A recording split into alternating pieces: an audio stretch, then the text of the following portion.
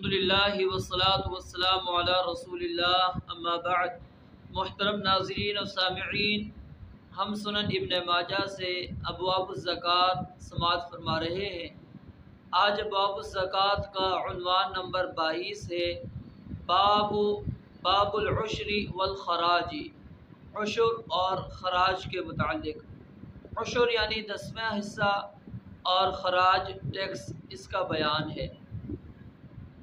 اس عنوان کے تحت امام صاحب نے ایک روایت نقل کی ہے اور وہ روایت سند کے اعتبار سے ضعیف ہے۔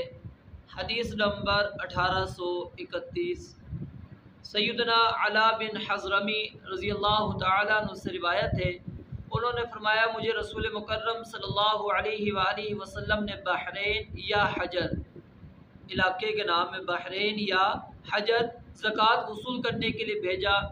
بعض اوقات کہتے ہیں میں ایک باغ میں پہنچتا جو کئی بھائیوں کی مشترکہ ملکیت ہوتا، جن میں ایک بھائی مسلمان ہوتا تو میں مسلمان سے عشر وصول کرتا اور مشرک سے خراج وصول کرتا۔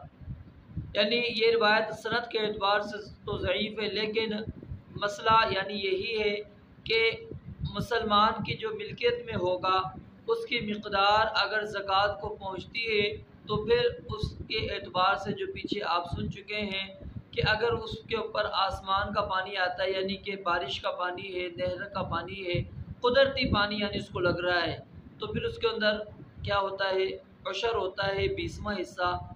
اور اگر محنت کر کے انسان پانی لگاتا ہے تو اس کے اندر کیا ہے، نصف عشر ہوتا ہے، یعنی 10واں حصہ ہوتا ہے۔ تو زکوٰۃ اسی اصول کے مطابق لی جائے گی۔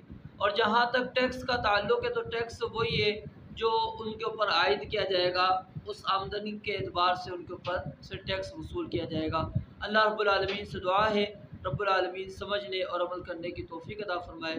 وآخر دعوانا الحمدللہ رب العالمین۔